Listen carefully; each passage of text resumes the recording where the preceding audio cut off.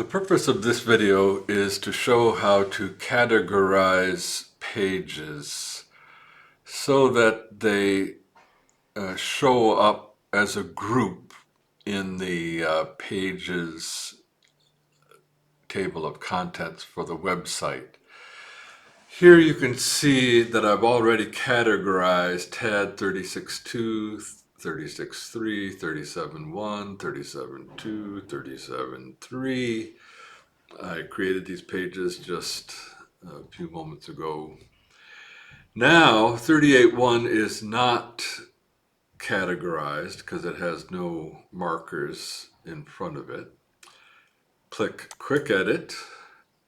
Click on the main page. List this selection list of all of the pages on the website. And I want all of these issues to go under the page called TAD Index. Having made that selection of the parent of this page, 38.1, I now update that, and it has changed its appearance. It looks like the other ones. Let's do 38.2. 38.3, not that big a deal, but it really it matters because it will become part of the URL for these pages, at least as we're currently set up.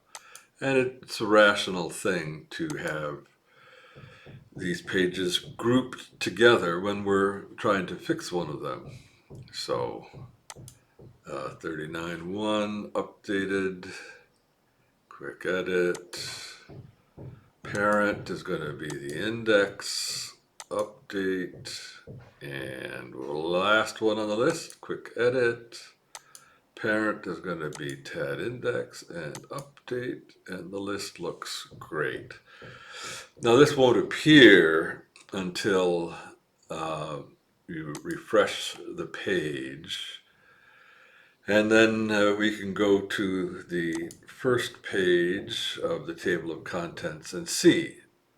Here's our 36.1 up to 39, thereabouts, that we just categorized and brought into a right relationship with their parent page. Hope this helps. Thanks for watching the video.